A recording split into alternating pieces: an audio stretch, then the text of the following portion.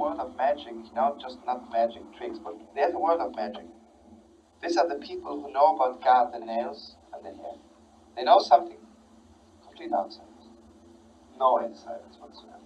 So in the world of outsiders, you know a few tricks. But it says, Balkane says, Misha nofal apikosus, God forbid, who fell into this kind of not believing. You gotta run away from it.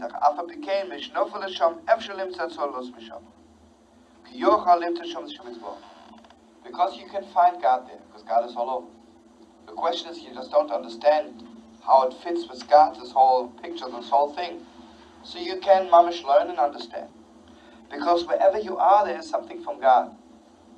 Even if I believe in magic, but I'm working with things which are created, right? And there's holy sparks that they're created by God. That means I'm dealing with something which is God. And as long as I'm dealing with something which was created by God, that is God, then someone can explain it to me and I'll be okay.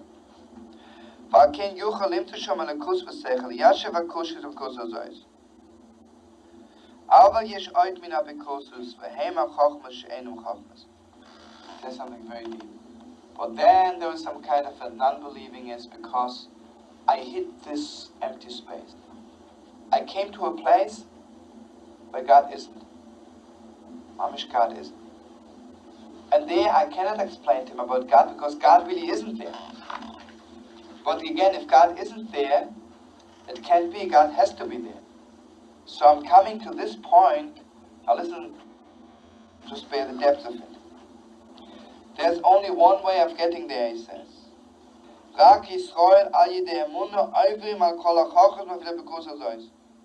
You know how that means like this. Imagine here's an empty space, right? God is all over. But here in the middle, he emptied the space. And I want to find God. And I'm sitting here in this empty space. What I do? As long as I'm sitting in this empty space, I will not find God because God emptied the space. But then I'm questioning, how can there be an empty space? So the only thing I can tell you, brother, can you please jump over to the side where God is? I want you to think of it as very, very deep.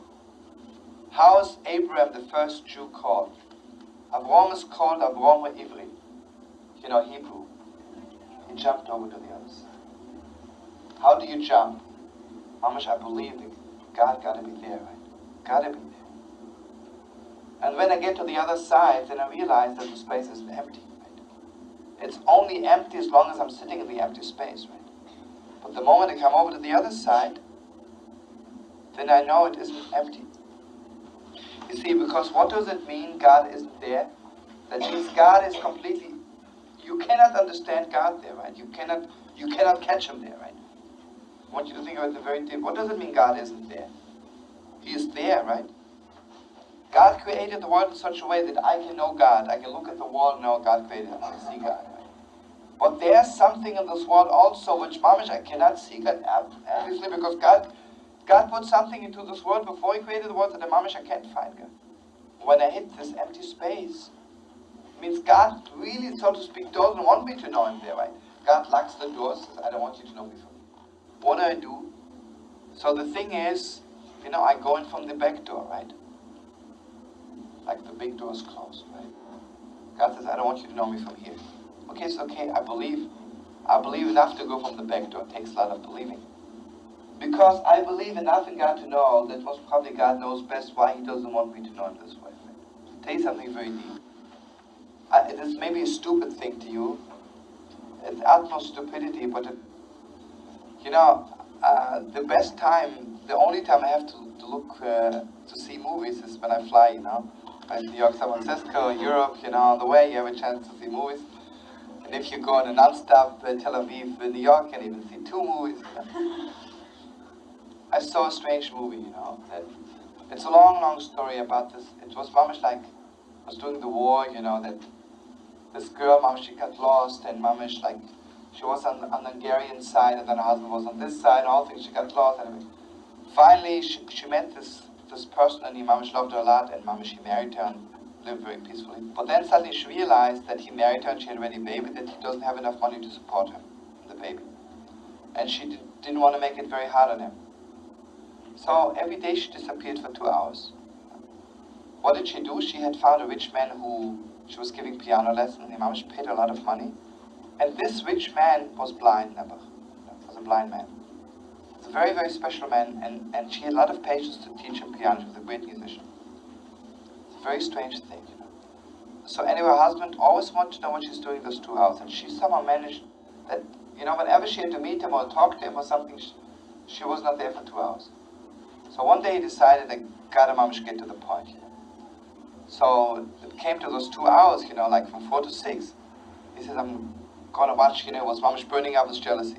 So he sees that 10 minutes after 4, she walks in from the house, and someone in the Cadillac comes to pick her up, you know. He's driving behind her like mad, and he sees she's walking up to the house of this rich man, you know. So he thought, I know what she's doing there, you know. So the saddest thing happened, which is the most heartbreaking thing, or I forgot, I think it was before the war, I don't know, whatever. The thing is, he left her, and I think that night the war broke out or something, and they didn't meet each other until 10 years later. But the saddest thing happened that one day after he left her, she took off with the baby, and he met this rich man because the rich man was sitting, he was a blind man, was sitting in a park. He started talking to him. So then he says to the rich man says, you know, I'm so sad because my piano teacher left me. So he started talking to him. I said, who was your piano teacher, you know? It was his wife, you know. Good, wow, why didn't I believe her? You know, and I thought to myself, this is very strong. This is mamish the Torah of the void. You know, God says, for those 2 hours, don't watch me. You know? I don't want you to know. Someday you'll know, right? So if I believe, I wait, right? If I don't believe, I say, God, I won't let you get away. You gotta better tell me what you're doing those 2 hours, right? I want you to tell me exactly what are you doing in this empty space, right? Where are you? Are you there? Are you there? So I gotta believe. Now listen to this. So therefore it says, we have to know God is there. Even if I don't understand him there, I don't know how he is there, why he is there. Okay, you have to, you know what it means to jump over. You have to jump over all the knowledge you have. You have to be higher than all the things you know. If the highest thing is what you know, then you don't know anything. But if you're above all the things you know, you jump over everything. Okay, now listen. Now we come to the most important thing, and I want your mamish now to listen. But then he says, there is a very holy tzaddik, Moshe Rabbeinu, the real holy man in the world, and he is the one who knows God in this empty space. Listen to this. This is just. And now you have to know one thing. He says, the empty space has no words, because God created the world with words. What does it mean? There's empty space before the words. It means on the level of silence, right? There are no words for that. But Moshe Rabbeinu knows the secret of silence. But then he says something very beautiful. When you speak only with letters, right? And how do you make letters? If you put one letter on top of the other, they stop being letters. There has to be empty space between the letters, right? So the holiness is that if you are like Moshe Rabbeinu, God created the world with words, that means with letters. God couldn't utter words unless there's empty space between the letters. So if you really know that God created the world like Moshe Rabbeinu, then not only you know the letters, you know the empty space between the letters. And therefore Moshe was stammering, because Moshe really, basically he was not on the level of talking. His holiness was not in talking. His holiness was because he knew the secret of silence. Because what is the whole thing of Moshe Rabbeinu? Moshe Rabbeinu is going down to the empty space and lifting up the world out of the confusion of the emptiness. Right. And it says something very beautiful. All the fighting in the world, everything was going on, was fighting. There's some empty space between us, right? This is very, very deep. Fighting in the world comes from that level of the empty space. Something very beautiful. It says, what happens when we fight with each other? We pull away from each other, right? Suddenly there's empty space between us. Right? Some emptiness between us. That means, where does the whole thing of fighting come from? From that secret of the empty space. Then it says one thing, there's the holy saying. I'm just making it a little bit short tonight because that's to sink in. It says, Kol yom gedalti ben chachomim. My whole life I grew up between the sages, between the holy people. What do you say between? He says, I grew up from that which is between them, from the empty space between them. Means in the deepest depths, what are you growing from? Not from the words you hear, from the in-between, from the empty between. But he says, I found out that the greatest thing is silence. Because first you realize that there's emptiness between. And then suddenly you realize that there are no words for it, no letters. And suddenly you realize that this emptiness is not empty emptiness, it's the deepest silence there is. You can't say anything. You know, friends, there's two kinds of silence. There's a silence, they have nothing to say. And sometimes the silence have so much to say, it's impossible to say it. That means there it's so strong, there's no words for it. This is the holiness of silence, right? No words. Now listen to this very, very deep. Imagine if people love each other so much, when they meet, they don't say anything. Right? And then they talk. The truth is, the moment they begin to talk, they're not that close anymore. Right? Because the moment they talk, there has to be empty space between the letters. Right? The moment I talk and you talk, there has to be emptiness between us. But if there's complete silence, but the thing is like this, if I live in the world of letters, then it looks to me that people who are silent, they're not together, right?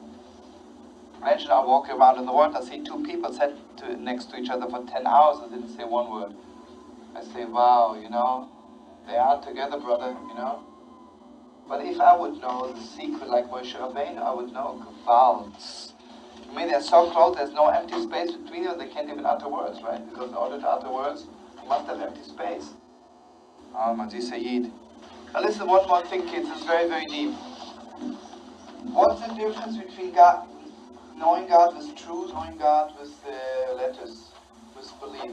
Remember learning a little bit about Sitzes yesterday. If I believe in such an I know, it has no words. So therefore the empty space can only be with believing. Now, it's not the truth, it's just believing. Because the empty space is basically such a deep space that there can't be any empty space, right? Listen to this in the deepest depths. I want you this moment to think of it. You know, we always think empty space means it's empty. No, empty space empty. If there's such a space that there can't be anything in between, it's already not so deep anymore. That means there is really empty space in between. But then if there is such a deep space where there cannot be anything in between, so deep that I cannot understand it with words. If I'm on the word level, then I say I can, because I cannot utter words then. But if I'm the level of faith, no words, the Dhamma know. Okay, kids, we gotta have Shiva.